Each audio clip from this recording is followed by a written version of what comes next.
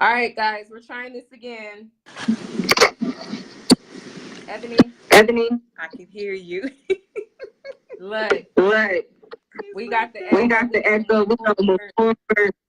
Um, I have turned the volume down, guys. So just bear So with me just bear with me about 5 minutes, and then I'm gonna go ahead and hand it off to Ebony. All right. All right. Okay. Okay. So like I said, for those of you that are joining, some of you know me, some of you don't know me. My name is Tina Moiwa. I am the founder of Instrument of God Ministry. I help souls that have been bound by the traumas of life, fire them, motivate them, and equip them to heal and walk into their God-given wholeness. Okay. Tonight we are having a conversation about childhood trauma. This is a seven-part series where you will have different speakers for the next 7 weeks. They're going to talk to you different aspects of trauma. They're going to bring you truth, tools, tips, strategy, help you eliminate misconceptions of trauma. So I don't want you to have to bear with the echo too much. So I'm going to go ahead and open up in prayer, and then I'm going to hand it off to Miss Ebony, which is the owner and creator of Logic and Lyrics. And this sister has, man, amounts of information, amounts of energy. She is just a ball of positivity. So I want you guys to tune in, listen. Those of you that will be coming and watching the replay, please give us your feedback. Let us know. Give us some questions that we can answer along the way. So I hope that you just join this, enjoy this segment, right? Father God, we just thank you tonight, Lord. We thank you for this platform, God. Father God, I pray for those that are watching and those that will watch the replay, God, that they will hear with clarity, understanding, and your wisdom, God. God, I pray that as Ebony and I share our truths, Lord, Father God, that they will receive something that would impart into their spirit, their soul, and their mind to have them take back their healing, God. Father God, that they would receive healing, that they would know that healing can be a reality. So we welcome you into this conversation tonight, God. And I ask that you would speak through myself and speak through Ebony, God. God, that healing would be a changing effect tonight, Lord. In Jesus' name I pray. Amen. Amen. Okay, Ebony, I'm going to hand this off to you. I'm going to ask you some questions along the way, but why don't you just tell us a little bit about yourself and your story, if you don't mind. Absolutely. Thank you so much for being patient. It was more of a delay, but not a denial. Make sure you guys can hear me. Know you can hear me before I start talking. It's frozen here.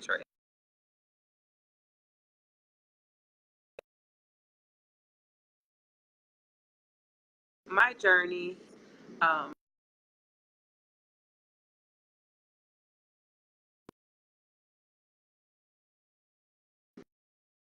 anybody hear me?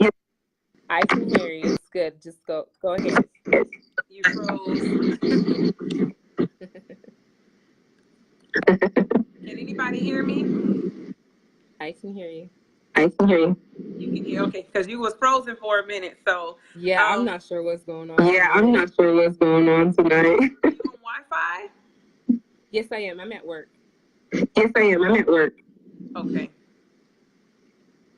I know she said it keeps freezing. But in the midst of her freezing on Sia's side, can you ladies hear me? All right. My name is Ebony Monroe. I am a registered nurse. I am the owner and creator of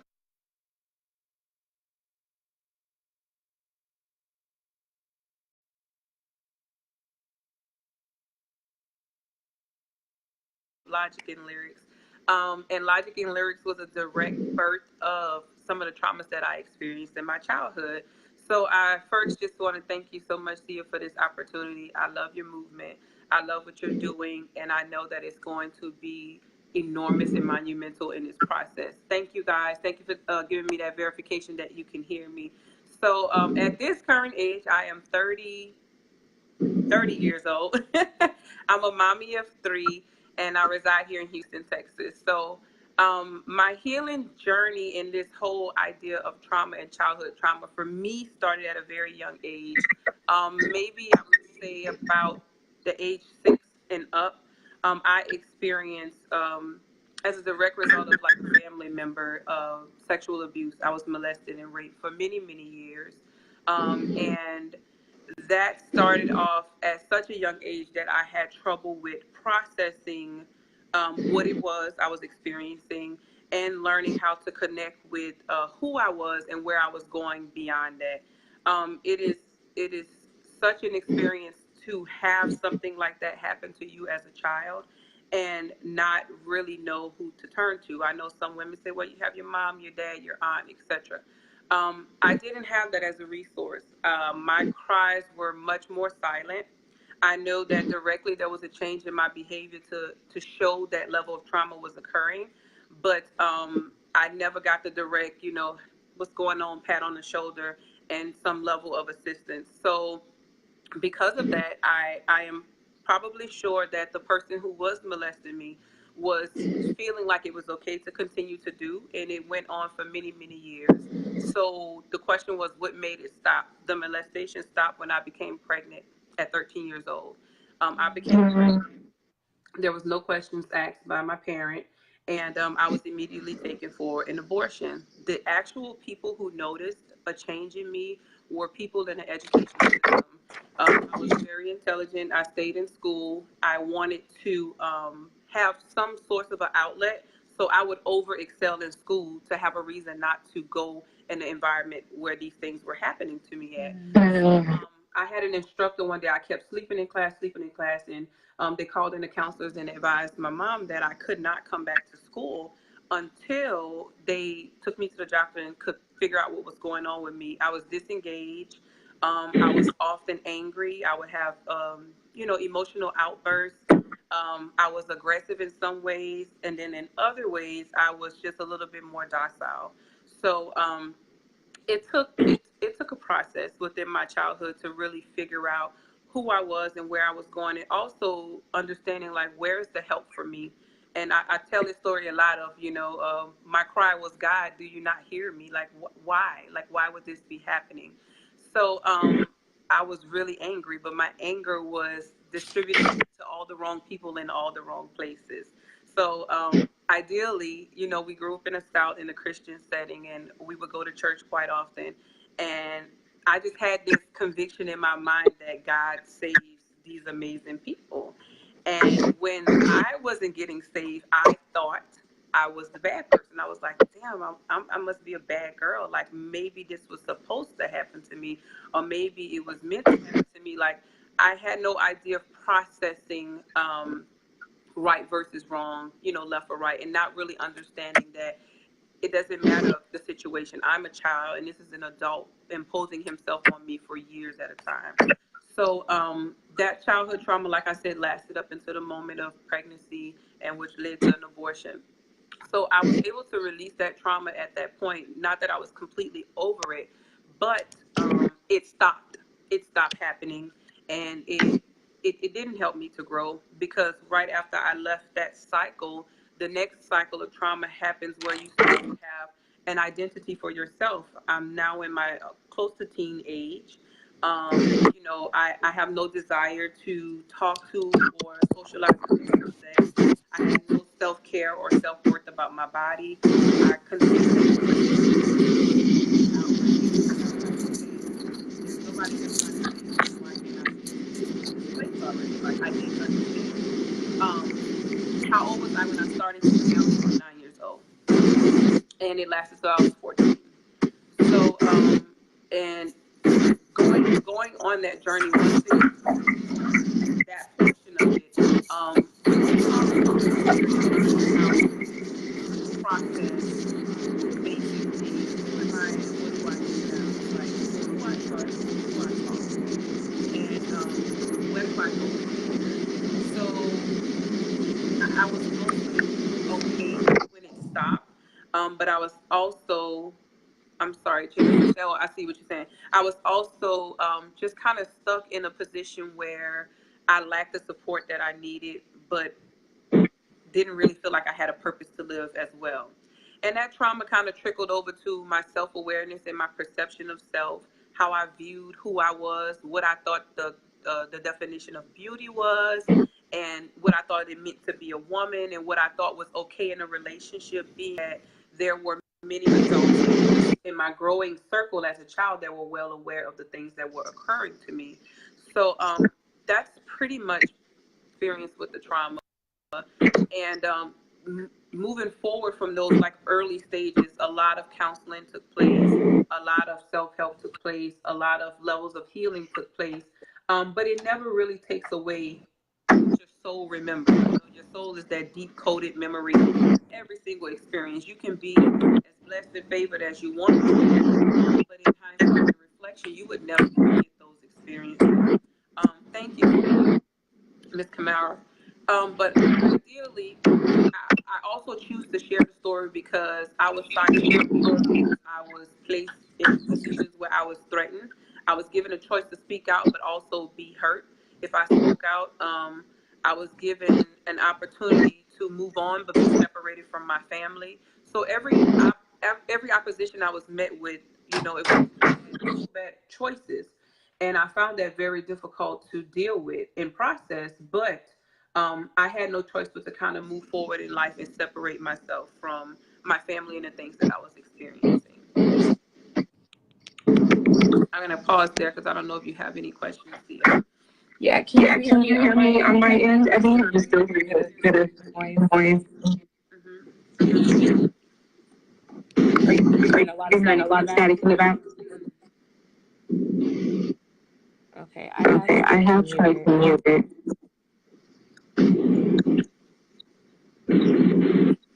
Give me 1 second. No problem. And if you guys can hear her, let us know. If there's still an echo, let her know. If it's fluctuating, then we can probably work with that. Oh, you said a lot of feedback. Yeah, I'm not going on and I'm my phone.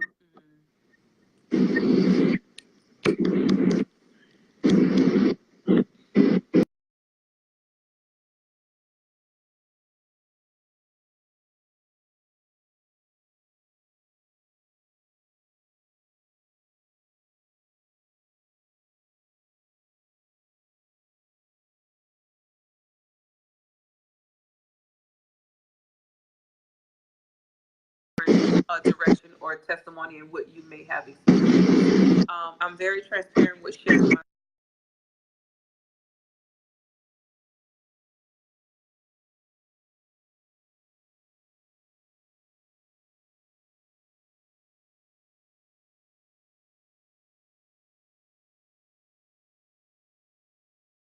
leave for her. Okay, guys, I'm not too sure what's going on my end. It's okay. We gonna figure it out. All right. So I have turned it down, but I'm just gonna go ahead and move on with the questions. So Abby, I hear that you're you're talking about you went through this traumatic experience in your childhood. Why don't you tell the viewers, what were some hurdles or challenges you personally faced that you needed to overcome on your journey to healing? The biggest hurdle was pretty much self-perception and personal faith, like understanding that negative circumstances don't necessarily control the position that I'm in. Like immediately when something happens bad, you feel like God doesn't love you or doesn't have a for you. But in hindsight, when all of the great things are happening in your life, it's always, praise to God. You want to give the glory when it's appropriate, but when it's bad, you want to also place the blame. Not to say there was a direction for blame to be placed, but it was a big hurdle for me to get in my mind that it's an experience that I went through, and I'm going to choose which experience I'm going to put on. I was still in control, even when I thought I wasn't in control. I was still in control. So the biggest hurdle was my mindset and my self-perception of who I was. To grow up and be in your teens and not have an identity is quite troublesome because I don't even know how to think for myself. I'm afraid if I say the wrong thing, I may attract the wrong thing and it may happen to me again. You kind of live in that constant fear of who's really for you. Because again, this was someone very close to our family circle, very close to our family circle. And even when you know, people on the outskirts heard these stories, they're like, nah, I know him. He wouldn't do that. You can't put anything past anybody. So the hurdle was when I'm hearing other people speak about what they think happened to my body, they had already made up their mind based on what they thought they knew about a person. And I realized at that moment, as well, back to self-perception and awareness, it doesn't matter what I say I am or who I say I am. People will believe exactly what they want to believe to match the mindset and the way in which they live. It may be that they allow such things in their lifestyle, or that they don't quite understand this whole process and have no idea that this could really be happening to a child, that a grown man would do something like this to a child. And remember, this ain't way back in the day, but this was also not the Me Too movement time. This wasn't the time where everybody was raising their hand saying that I was raped. So to come out and say something like that, even the elders are like, are you sure? You don't just say stuff like that. That's wrong. It's my body, and it's something that happened to me. So mainly realizing that I can't change other people's perceptions of me, I needed to build a perception for myself. I needed to build the strength within myself. So my biggest hurdle was trying to grow self-confidence inside of brokenness, trying to really understand who I was, but not really have an identity. So that was mainly my biggest hurdle. And then reestablishing my faith in God, like really trying to understand, okay, this happened. What does that equate to in your experiences? Again, this is a child, and I have a child's mindset. I can't pick up the Bible and flip through pages and quote quotes and make that resonate with me. I can't do that. All I can remember is the bad ones that say, when you do bad, you get bad, you know? So it took a long, long spiritual journey to reestablish a relationship where I truly understood my experience.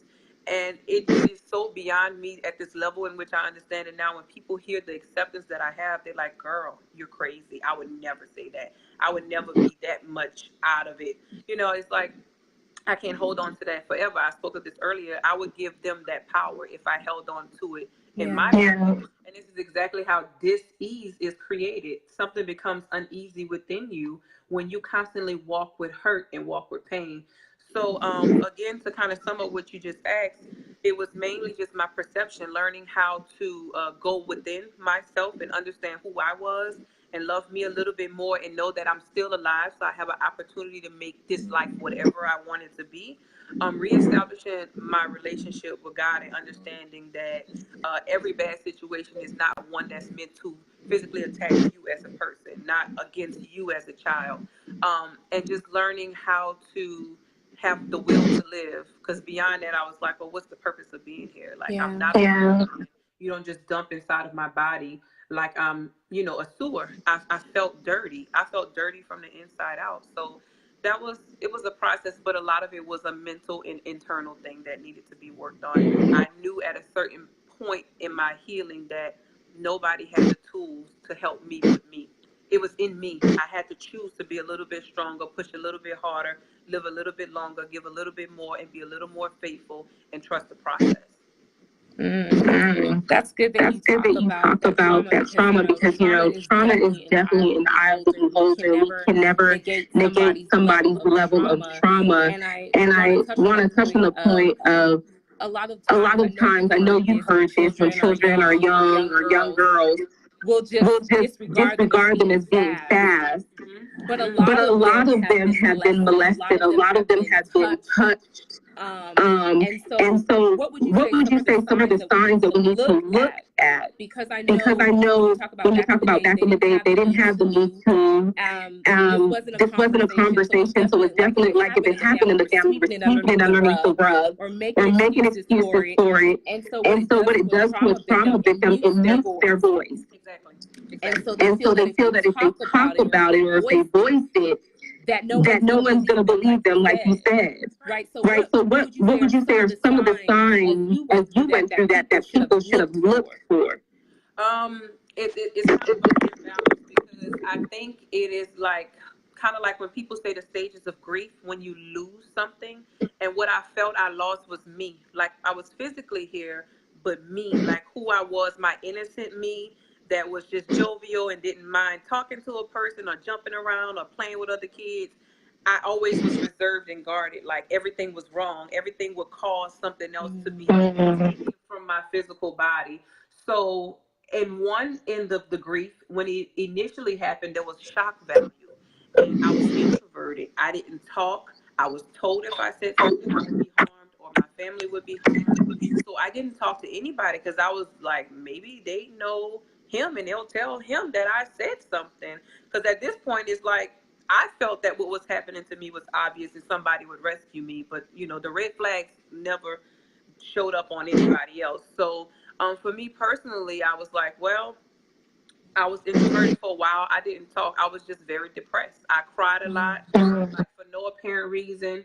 And, being, again, young at that age, people think girls just cry because they're emotional. Because that's the stage where girls are kind of getting into themselves and they're always emotional about everything. So I just, at the drop of a dime, I would cry. And I was introverted. I didn't want to visit with anybody, talk with anybody, go anywhere. Now, on the other spectrum of it, when I realized that I can't make anybody not do anything to me unless I open my mouth. So when I learned the power of no, I was sassy, I was mean, I was aggressive. I would lash out. I would take my anger out on other people, knowing that I really wanted to direct it towards this person in this situation. So it really, really doesn't have a face. But I will say this, for people who have consistently been around a child, and I mean been around this child, when there's a change in behavior. I don't want to go anywhere. It's okay. I don't feel good. Always don't feel good. Always reserved to themselves, or becoming really sexually promiscuous because it's misdirected energy. You don't know how to channel it because you don't know if it's right or wrong. So you're maybe trying to react what you received. You don't really understand it.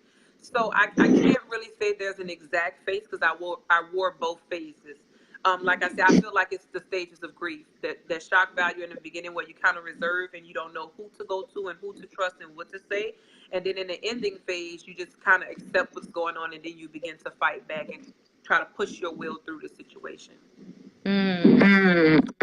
I notice a lot of times trauma victims will go through a process where they're being groomed by their abuser. Definitely told what to do, how to do, so that they can submit to the control.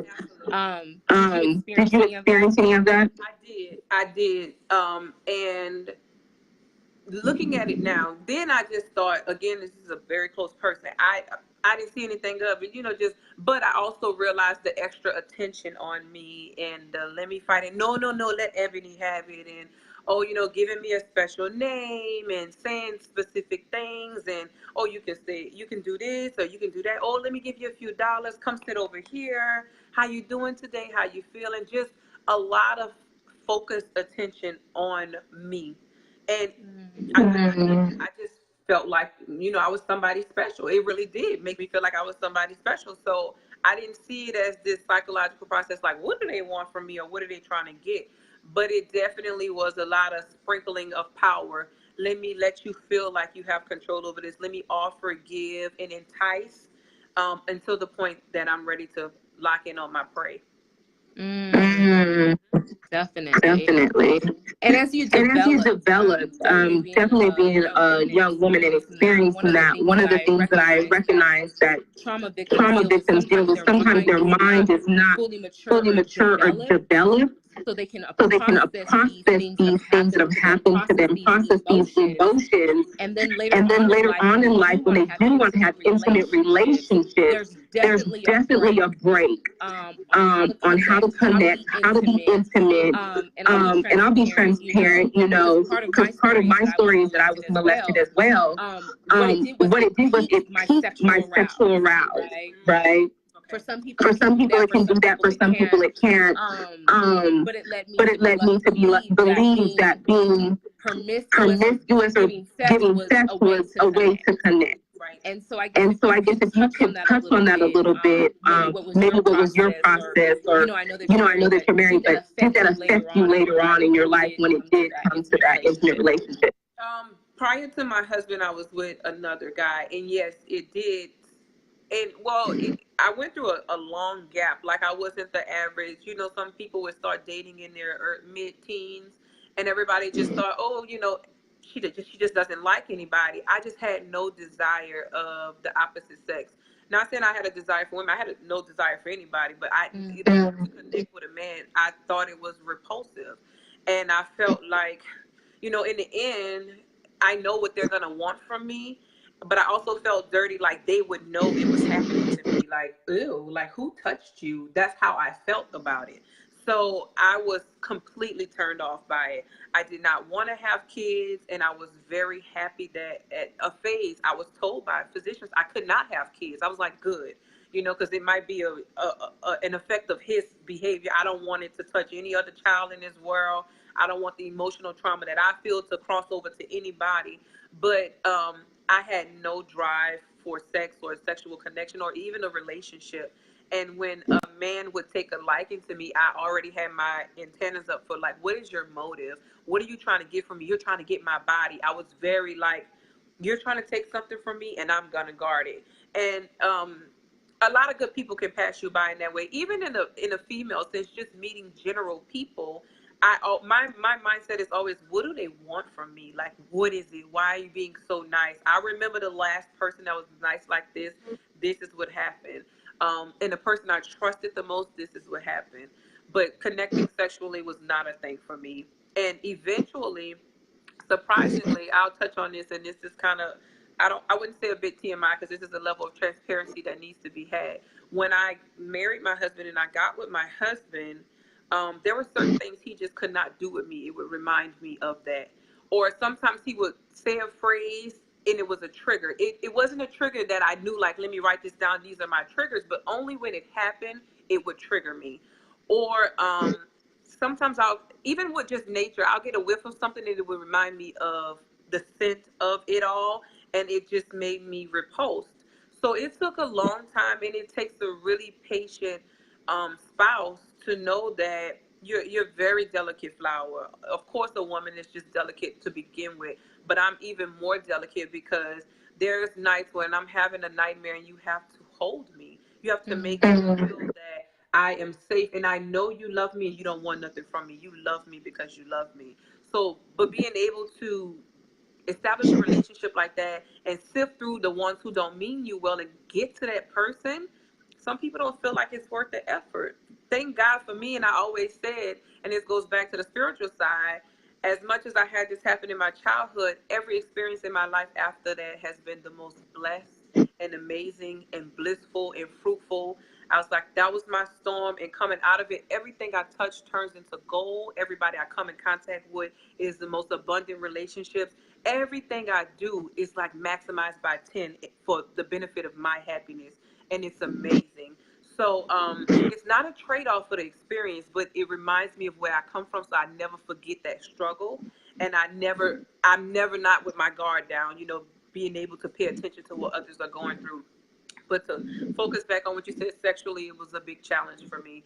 Over the years, I would say it's been more than about 5 years now. It hasn't. It's kind of worn off, but in the beginning, it was just like I couldn't tolerate certain things from him. Yeah. And even for them, that could be trying, because they've never dealt with anything like that either. And thank God for a husband like Brian, because he'll like, what are you feeling? What's going on? Tell me how is this happening? Where is this coming from, etc. I just have to be grateful for that, because some men are not like that. They don't know how to sift through that trauma and help a woman who's crying. They think, okay, let me back off. Something's wrong here.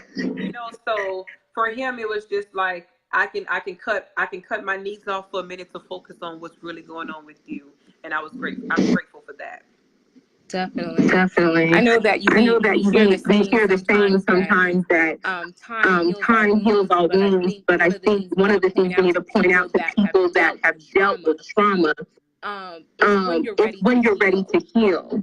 So I don't believe it's time heal all wounds, and then there's some pivotal things that people that have dealt with trauma need. One, a sense of safety. Two, a sense of community. And I always tell one of my clients I deal with a plan of action, right? You need to know what your triggers are and how to deal when they arise.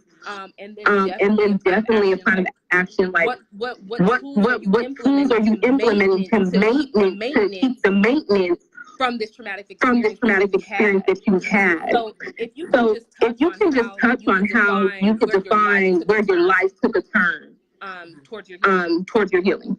My life took a turn towards my healing when I tried to kill myself for like the third time, and it didn't work, and I was irritated. I wasn't sad, I wasn't depressed. I was just like, what is the purpose? Like, I'm not seeing the purpose. I don't know what happened. I don't know what's going on. And surprisingly enough, this was right before Hurricane Katrina, and I had a scholarship to come to a university in Houston.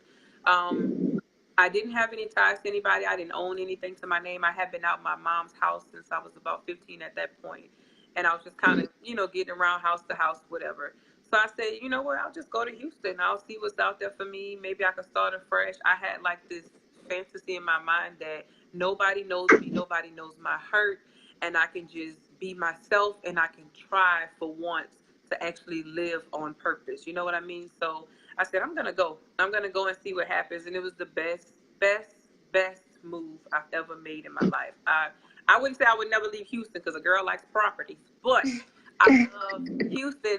But I think it's not really Houston. I think any place I would have went to the very first time alone would have felt like a safe haven to me, simply because I knew the power and control that I had. You can use excuses of your trauma when you're still within that situation. But once I remove myself from that, it's like, okay, girl, what you gonna do? You can't say it's her fault or his fault or their fault. You're responsible for just you right now. You have no attachments. You have no kids. You have no responsibilities. I am not married. I have no allegiance to any man or situation. I can freely do whatever I want to do, go wherever I want to go. And Houston was the place. So Houston was forever like a very special place to me because I came here. And not only when I came here was it easy, but everybody embraced me. I went straight into my year of high school, went straight into college for nursing, met my husband, had my kids. So everything just started to just pick up, and it became more of a distant memory. And I had the opportunity to finally say, okay, so where do I want to go with this? Because, again, I love that you say you have to know what your triggers are and identify them. I was all good until somebody would say, you need to go back home and visit your family. And I would come in contact with this person.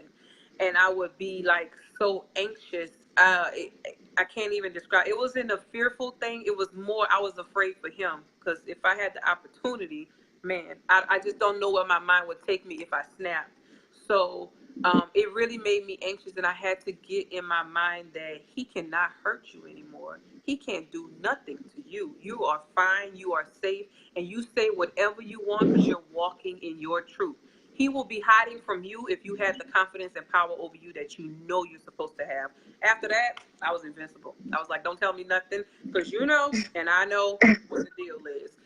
So that was quite pivotal. And one of the very sacred things that I did right when I came to Texas was I met Queen Afua from Brooklyn, New York. She's a very well-versed spiritual woman.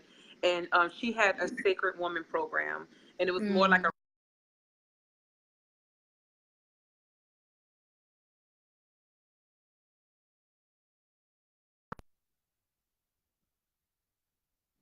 in the wound of the spirit and the physical wound, and how do you heal from that. And surprisingly, though, it may seem minuscule to what I'm saying, but I actually went vegan for a while. And me changing up my diet and releasing that beef and that pork and just eating a very clean diet, it gave me a level of clarity that I could not have imagined. My dreams were magnified, my experiences were magnified, and all of a sudden I had this sense of being. She made us do all of these different exercises. We went out in nature. We praised God from sun up to sundown, rose every morning at 4 a.m. and gave praise to God. And I just felt like I was always walking in purpose. It was like the way was just open for me and the lights were on. I just needed to get up and go. So I always attribute a lot of my success to Queen Afua. I did her program, her Secret Woman program, and there has been trauma women all my life. I just felt like I was super amazing. So that was pretty much the pivotal point. And then her program itself having, and the surprising thing was, and this is exactly why I do this, having other women, it's not that anybody is stimulated off your trauma, but realizing I wasn't the only one. as naive as it sounds, and it happening at such a young age, I really thought I was the only girl this happened to. Nobody else told me it happened to them. Nobody else. I didn't even know the word was rape. Like I had to learn that down the line. So having other women share their experiences and their trauma made me realize I'm not alone in this. I'm not the first woman, and I won't be the last. And it will not die with these predators. That energy will continue to exist. So my job now is to help other women figure out how to navigate through that trauma and or prevent it from happening to somebody else. Mm-hmm. Definitely. So why don't you tell us about things that you do daily or honestly maintain your skills and your focus? I'm not. Okay, it's quiet now. Say that again. I'm sorry. What are some things that you do monthly or yearly to maintain your feelings of wholeness? Oh, daily devotionals. I'm up between with or without an alarm clock. I'm up at 4:30, and I choose that time because I'm my family and my kids. I can't say I can't get it done because my kids. So if I get up at 4:30, somebody else is up. That's me time, my praise time, my devotion. I keep a grid of notebooks, journals, little quoting things for the day. I have a Rolodex on my bedside. I have another one right before I walk out my door, which is The Secret. And I look at it every day. I do not start my day with technology. When I put my phone to bed at night, I put it far away from me. And I leave on my desk something spiritual to read, something positive to read, and a big old quote to start the day. That's my everyday, never stop, non-stop thing. And when I rise at 4 a.m., I do my devotion. I'm taking my time. I'm not rushing with the world. I'm not allowing the responsibility of a job in corporate America and a mom and a wife and a sister, etc., to overcome me. I'm going to start with spirit in mind first. And then I can guide that way. I can choose how I distribute my energy because I'm up early. And I know ideally that may not work for other people, but it works for me because the house is silent and I have that time to myself. So every single day I'm doing something on the spiritual side. My biggest pivotal thing was journaling. I've been journaling now at this point for over 17 years. I've been journaling, and literally at this stage is when I decided to write one. But I've been journaling just that long. I literally just wake up and decide that whatever it is on my heart, it could be positive. It doesn't have to always be that I'm going through something traumatic. But I will start the day with a journal entry and just write how I feel. And I'll kind of read over it. I'll decide how I want my day to be, and I also just verify with myself I'm still in control. You're in control. Like anything that shifts for the negative is because you're out of control. So regain control and keep going with your day. So journaling was a big one for me. I do once a month mandatory self-care. I don't care if I'm going to get a yoni steam or a massage. I have a membership with my chiropractor. I do like 10 sessions. I pay for a package of 10 sessions. So I go get adjusted. I go get my foot massage. Any form of self-care where I'm disconnecting from the matrix of constant movement and need and want. And I'm focusing in on relaxing my body and being more aware of every single part of me, every single mole, bump, piece of acne, lump, softness, smoothness, whatever's going on with me, I'm very in tune with that. So I must do one self-care thing per month. Most of the time it's two. I ain't gonna lie, because I like to spend my coin on myself. So it could be something like a facial. It has no reason. I just do something that makes like my soul shine. And then aside from that, I also do, this is kind of, I don't know if we can combine it together, but I do table talks with my sons. We talk once a week, and then at the end of the month, we go out together. But we talk once a week, and I just kind of ask them what's going on, how you feeling, what do you think about this? And I always ask them, how can I be a better mommy for you? Like, what can mommy do to make you smile more? Do you feel that mommy is spending enough time with you? Am I present? Because, yes, my mental health is important, but I can't be balanced, not balancing my own household. So it's a factor with me. So I definitely have conversations with them. And then my very last best thing is I always go to the water. I'm very drawn to water. So if I'm feeling any kind of way, I take my journal, go in my car, and I just go sit at the water. My husband already knows if it's getting late. He's like, "You at the water? Mm-hmm. I'll see you in a minute. I'll be home in a little bit." He's like, come home, because he knows if I'm healing and I'm happy, it's whole, I'm whole, and I can serve them better. So those are like my top kind of things I love to do. Definitely, I always think that it's important to center yourself. So on the topic of journaling, we know that journaling definitely helps people that have dealt with trauma. So one of the things I want you to talk about is your journal that you have authored and written for women, men, people alike. If you could just talk about that and share that, share some information. You guys know how crazy I am about my journal. I have a copy here. So I wrote the Logical Journal basically in the hopes of it reaching, literally, no joke, you're going to think it's a joke, one person. I didn't care who saw it. My hope was that it reached one little boy or girl that was still being silenced by someone or something in life that was holding them back from speaking their truth. So the journal is basically a mindset transformational journal. I'm taking you through this journey where you begin to identify learned behaviors that people implanted in you consciously and subconsciously. You know, even as a child, whether your trauma could be the way your mother spoke to you or the way your father treated you, people will ingrain things in your mind that you don't even realize, because everything is a perception of ingestion. You're ingesting everything around you. So someone constantly telling you you're not beautiful, you'll say, oh, girl, I'm not that cute.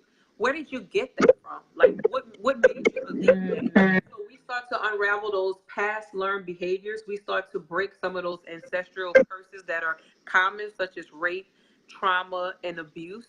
And then a lot of emotional things, what we do and do not have the right to say or do. A lot of this is because our elders from the past did the best they had with what they had. They didn't know anything different to do or to give.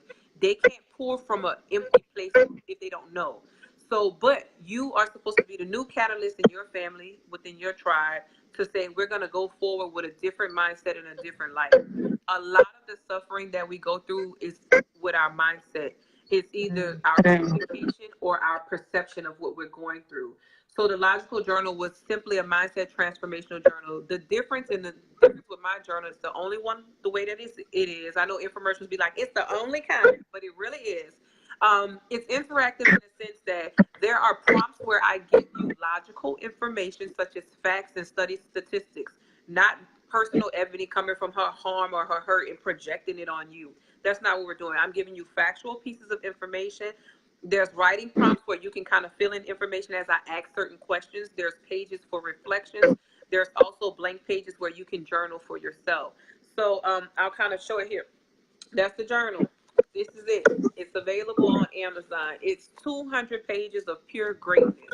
Literally, as you go through, there's little different prompts and questions and quotes and activities and different things to kind of just make you think about where I am in life and am I being my most potent version of me? If the answer is no, which 90% of the time it is not, because we always feel like we can do more, I say that the journal is just a tool to your toolkit. It will not cure you. It will not heal you. It will not fix you. I will never tell you that, because what you really need is going to come from within. But the questions and the prompts are going to make you face yourself and think about where you are and where you should be. And that's what I love about the journal. It's more of a reflection of you. It's helping you to decide, I can stay in this position or I can pull back my power and rise up from this circumstance. And that's what any trauma, none of this in here talks about rape or trauma. This is just general mindset transformation, because it doesn't matter your experience in life. Even if you had the most amazing childhood, your trauma could simply be colorism. You may feel that people don't like you because you're too dark or you're too light. Everybody has their version of trauma that they're experiencing, and this is going to help you kind of organize where you are and adjust your mindset to appreciate where you are, have gratitude for where you are, give praise for where you are, because it could be different, and then move forward. So that's what the Logical Journal is. Amazing. And those of you watching, don't drop off too soon, because we are definitely going to get somebody with a 1-hour consultation with Ebony, and then also her logical journal. So don't drop off. One of the things that I think is very pivotal that people need to understand when they deal with people of trauma is that there's all different levels of childhood trauma. You have sexual trauma, you have religious trauma, you have verbal trauma, you have neglect. And so when you're dealing with somebody that has trauma, they have very different filter than a normal person. There's always a sense of awareness of threat. They're always looking for a threat so that they can safeguard themselves. So one of the things I want you to talk about or give advice is, what would you give, what kind of advice would you give to somebody that has dealt with trauma or currently going through something traumatic? My advice would be, I'm going to sound like a broken record, because my advice is always the same in regards to communication. So whatever the trauma may be, and I touched on this before, we have to start with the direct trauma itself. Like, you can work around buying yourself flowers and going get your hair done and going to church every week and staying busy. But if you don't identify the specific trauma, how are you treating what you don't know how you feel? Because there's a blanket of I was raped, but you're not really hurt by you were raped. What were the physical actions and the memories and the emotions that's triggering that rape? Or I was abused, or, I was prevented from this. Whatever the situation may be, I always say start with the wound. Not the top of the wound, not the, hey, my name is Ebony, I was raped. No, the base of the wound, the dirt, the grime. That's where the parasites are at. That's where the dirt is. That's where they have those outliers of little bitty bugs and things constantly trying to grow on you and infect you. And it will turn into a cancer because you won't fix it. You won't clean it. You won't address it. So you're just constantly living and busying your life, buying things, pulling things into your life that you don't need. So my first piece of advice always is wound cleansing. I mean the physical wound itself, like the direct trauma of what you experienced. Because like I said, for me, I can say that I experienced rape and molestation, but I think the thing that tore me from it all was to actually have somebody implant a child in me and then make me go birth that child at a birthing center by myself. A live birth with nothing to kind of float that, not even understanding that my body could do such a thing, having a child move inside my body that I had no want for. That was the trauma for me. I understood the rape and I understood that process, and it was like, okay, it's stopping and it's not happening. But in the process of all that, a child died. A child was made and a child died. And regardless of whether it was truly mine or not, I still have that burden on my chest because it was in my womb. You know what I mean? So yes, there's that overall blanket trauma of the labels, of the Me Too's, of the rape, abuse, molestation, whatever it is that you may be experiencing. But getting to that wound is getting to the dirt of it. You and only you know for real what's bothering you about that. So, and then the hard part is a lot of people don't feel safe to be really transparent like we're being right now, to really tell somebody, hey, man, this happened to me and this is what I remember and I just can't get it out of my head, because they feel like it'll look so weird, or they will be judged for it, or they won't have the support that they need. So not to go too deep into my experience, but wound cleansing is my priority for everything. You always address the direct insult of what happened to you and start from the bottom of it. Work from the moment where you see it affecting you the most.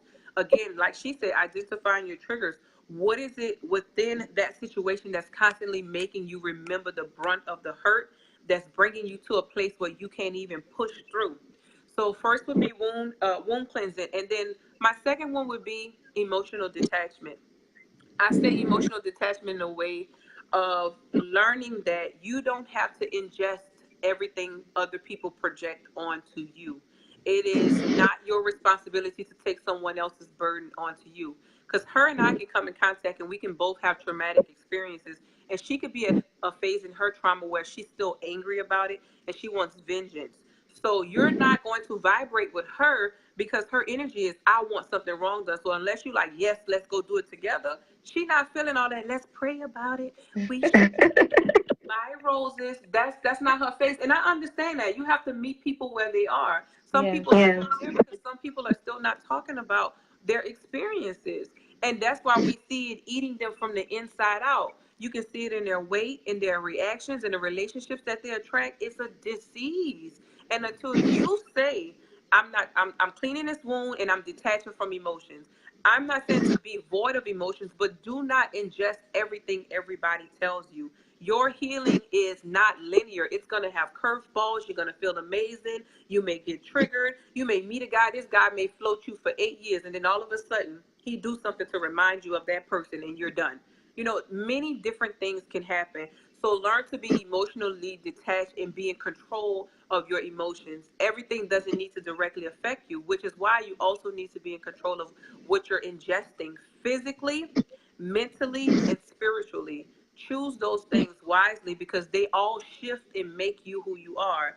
I would say journaling. Of course, I would say journaling, not because you need the logical journal. You can have a 99-cent notebook if all I care. But get your thoughts out of your body and ease your spirit and ease your mind. And when you write it out, if you feel that somebody may find it and you're not ready to speak about it, burn it and pray about it. Burn it and pray about it. I know that can be cliche because people think nothing's going to happen. It's not about something happening. The happening is happening. It's shifting within you. You chose to write about it. You wasn't there before. Write about it. If you're not ready to share it, burn it. If you want to keep it as a keepsake, keep it in a book. But be sure emotions not on anybody, but you need to get it off. And then also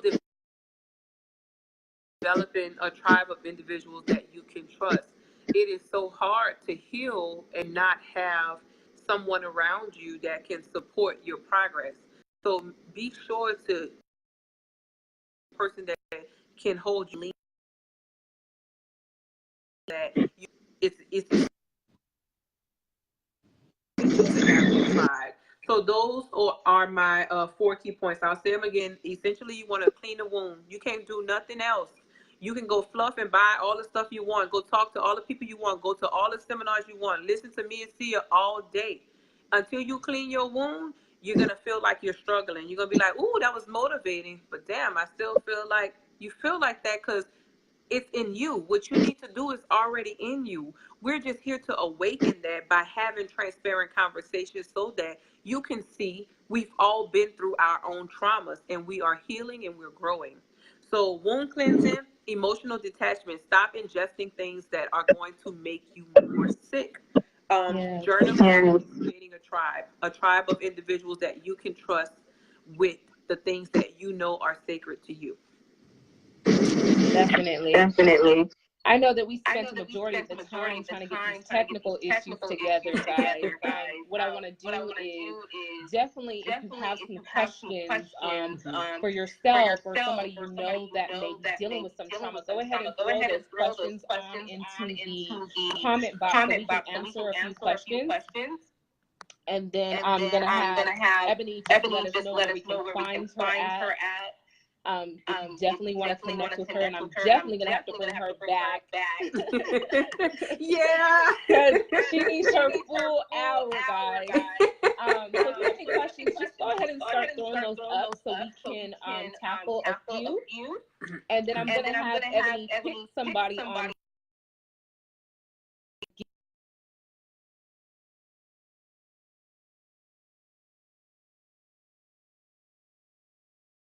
that we definitely want to gift the journal and a session with Ebony. Okay, so while you guys are rolling out your questions, if you have any, I would suggest to use this moment to ask anything you can think of. I'm a very, very transparent person. Nothing you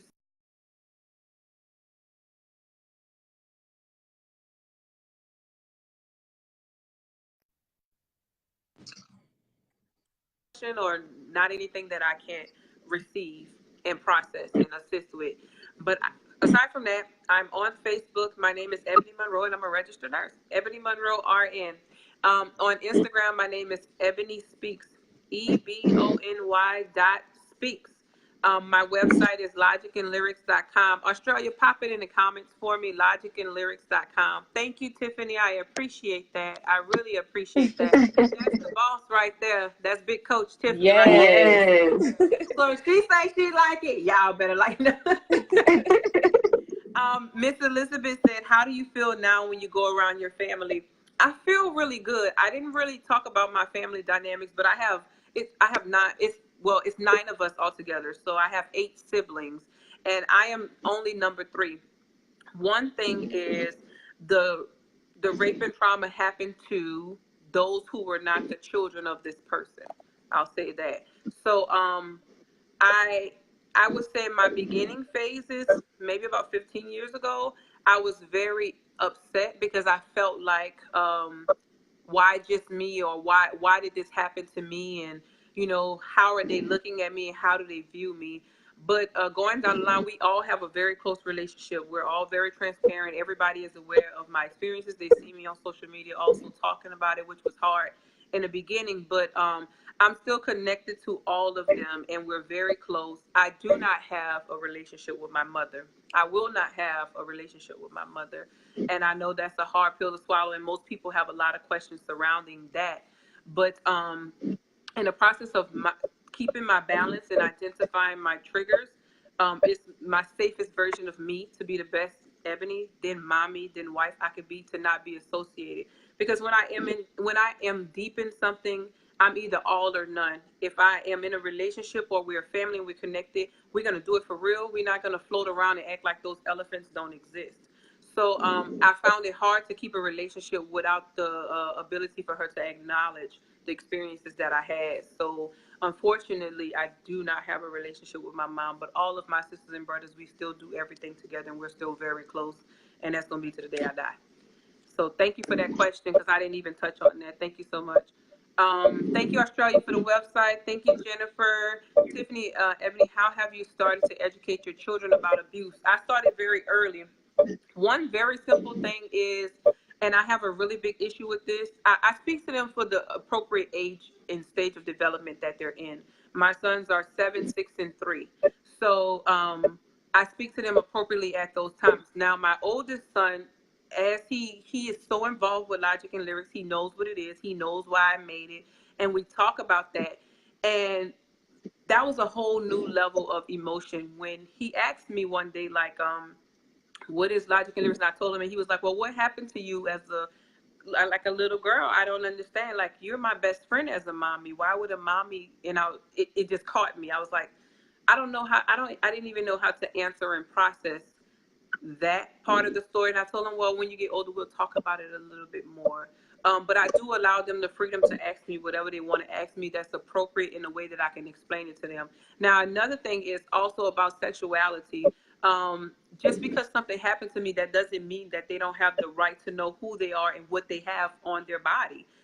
So one of the biggest issues I hear is when parents label body parts like treats. This is your cookie and this is this. I highly dislike that, and I would highly recommend you don't do that. This is your penis, and this is how it works. We're going to talk medical terms, and you understand. You don't ever touch anybody without their permission. And just talk in general about your personal space in your body, and also always making sure that they feel safe enough to come to me if anything happens to them. So, we always talk about just safety and being around people, understanding that no one should ever help you take a bath, or no one should ever help you do these things. Or if anyone ever directly touches you, no matter what is said to you, threatened to you, you still come to mommy and daddy. This is who you're going to trust, and this is who you're supposed to trust. So we have a lot of conversations surrounding that, especially now with these different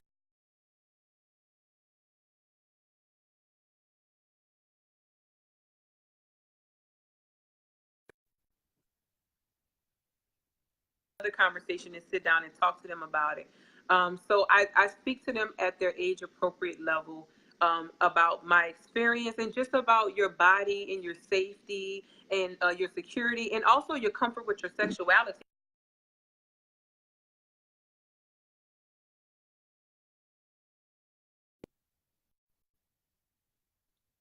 Does anyone else have a question?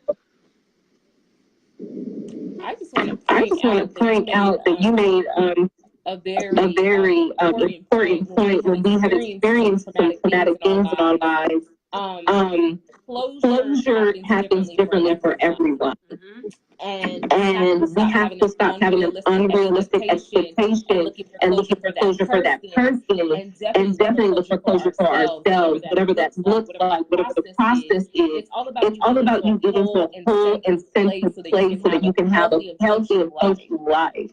Now let me touch on that real quick. I'm glad that you said that, because the issue is, and this is where I see a lot of people struggling. Whenever you have this unrealistic expectation that they're going to say sorry, or they're going to make it better, or one day they'll admit it, or one day this will happen to them, you will always be disappointed until you realize that I have to choose within myself. It doesn't matter what this person says to me. Because again, when I went through my grief stages, I felt like if they just apologized to me and acknowledged that it happened, I just was unrealistic. I really felt like it would make something different. Then I realized it doesn't matter what they say. It will never change what I experienced. So me to expect from you to make me feel whole by telling me you're sorry is not going to help me. So that was quite a pivotal moment in my life, because I really was hanging on to this, maybe they should say something, or if they just tell the truth one day, because it's still a I say versus he say situation to this day. So the idea that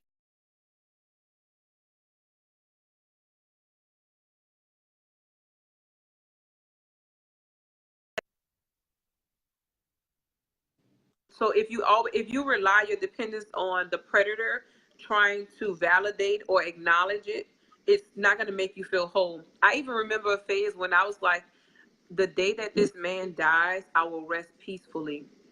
And that was a long time ago. And it's amazing, and God is good, because let me tell you why. The person dies, the behavior doesn't go anywhere. That behavior just goes and it goes and it goes and it goes. You can turn on the news right now and there's 5 other predators they're talking about in a given day, just in your city. Not your state, not your county, not your town, just in your little bitty city, right? So it's a lot going on. And when I realized that him dying is not going to stop this cycle, it just stops what happened between our exchange. This world has billions of people. You don't think 1 in 3 women are being molested, raped, or know someone who has been molested or raped? That is the statistics right now. 1 in 3 women. If we're holding an event, there's 9 women in here. 3 of you probably were touched by someone, molested, or raped. The other 2 know someone very close to them that did something to a very close friend or family member. This is how important this is. So me sulking in the trauma of it all is not going to undo it. And it's not going to help the next little girl who's being silenced right now in a dark room. It's happening right now. It's happening right now.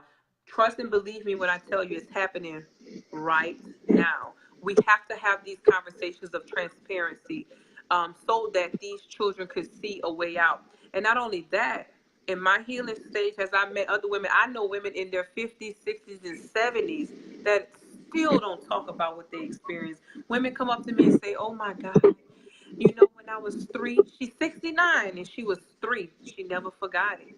And she's still struggling with it. You know what I mean? Yeah. Those conversations have to happen. And I always want to press forward and say, I cannot restore your wholeness.